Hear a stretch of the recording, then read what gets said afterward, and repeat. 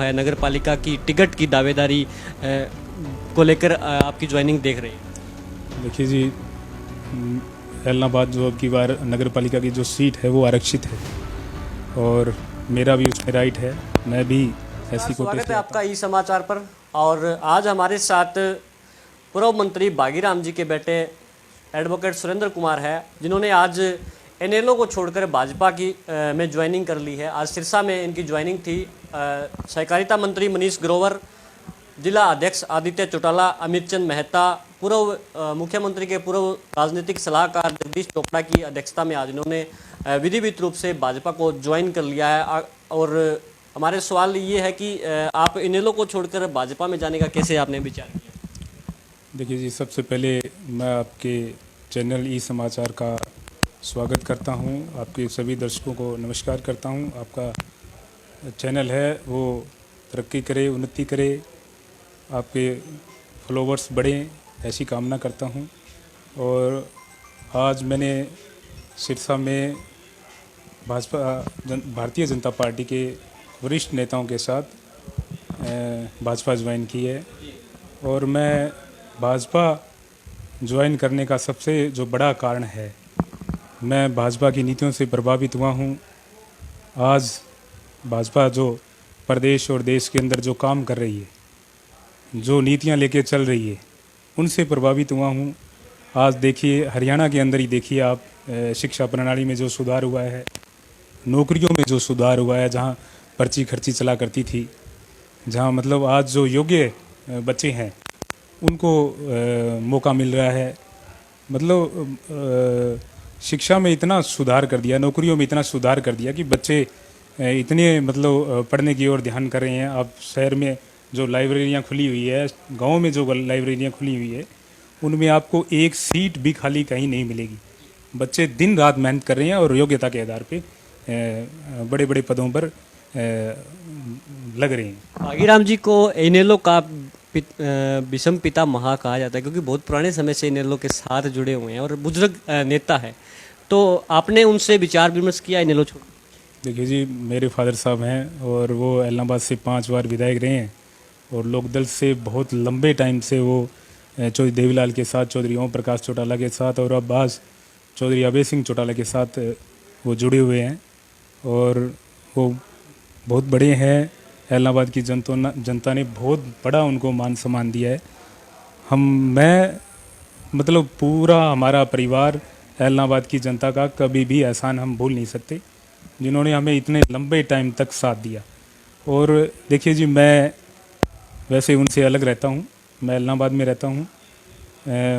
मैंने मतलब भाजपा से प्रभावित होकर मैंने भाजपा ज्वाइन करी है। वो आज भी इनेलो में है और वो उनका अपना पर्सनल चर्चाएं तो ये चल रही है सुरेंद्र जी की नगर निगम का निकाय का चुनाव है, नगर पालिका की टिकट की दावेदारी को लेकर आपकी ज्वाइनिंग देख रहे हैं? देखिए जी, एलनाबाद जो अब की बार नगर पालिका की जो सीट है वो आरक्षित है और मेरा भी उसमें राइट है। मैं भी ऐसी कोटे से आता हूँ। तो अगर पार्टी ने कहीं अगर मुझे आदेश करा, अगर पार्टी ने कहीं ड्यूटी लगाई, तो ज़रूर निश्चित मैं चुनाव लड़ूंगा। और अगर पार्टी के शीर्ष नेतृत्व ने अगर कहीं किसी दूसरे साथी को मौका दिया तो बिल्कुल मैं उसके साथ हूँ। मैं एज ए वर्कर, कार्यकर्ता के रूप में भाजपा पार्टी ज्वाइन करी है। किसी प्रकार की कोई शर्त नहीं है और ऐसी कोई मतलब शर्त नहीं है। ये चल रही है कि भाजपा पार्टी जो है पैरासूट से प्रत्याशी एलनाबाद में उतारने? नहीं, देखिए, नहीं, ऐसी कोई बात नहीं है। देखिए, मतलब पार्टियों में नए नए लोग शामिल होते हैं, ऐसी कोई बात नहीं है। भी पैरासूट और नहीं है। जो अच्छे जो भाजपा की नीतियों से प्रभावित होंगे, उनके एक सोच के बराबर के लोग हैं जो वो शामिल होंगे, तो उसमें कोई बुराई नहीं है। ये शीर्ष नेतृत्व का काम है।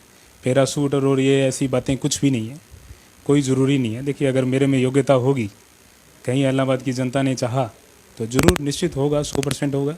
जैसे पिछले काफ़ी समय से देख रहे हैं इनेलो जो है बेजान सी नज़र आ रही है। एक ही तो विधायक है पूरे हरियाणा में, तो आप भाजपा में आने के बाद कैसा फील कर रहे हैं? देखिए जी, वो मैं उनसे जुड़ा रहा हूँ, बाबूजी भी उनसे जुड़े रहे हैं। देखिए, वो उनका पर्सनल है, मैं इस बारे में ज़्यादा कुछ नहीं कहूँगा।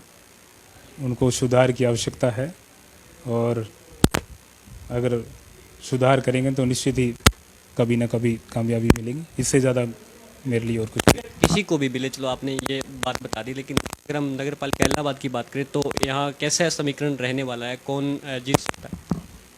देखिए, चुनाव यहाँ भाजपा ही जीतेगी निश्चित ही, चाहे वो कोई भी उम्मीदवार हो, चाहे मैं हूँ चाहे कोई और हो, निश्चित ही भाजपा जीतेगी। और अब तो हालात ऐसे हो गए हैं कि भी सारा माहौल एक तरफा है, कहीं कोई प्रश्न भी नहीं है, कोई कुछ भी नहीं है।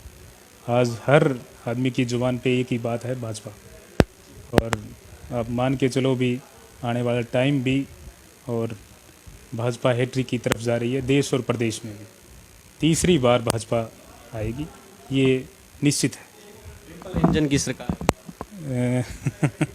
केंद्र में और राज्य में, इसके बाद इलाहाबाद नगर पालिका की सरकार भाजपा के पक्ष में जाएगा। बिल्कुल बिल्कुल बिल्कुल जाएगी, बिल्कुल भाजपा का ही चेयरमैन बनेगा। भाजपा का इलाहाबाद में ही नहीं, पूरे प्रदेश में ही भाजपा का जनादेश आएगा 100%।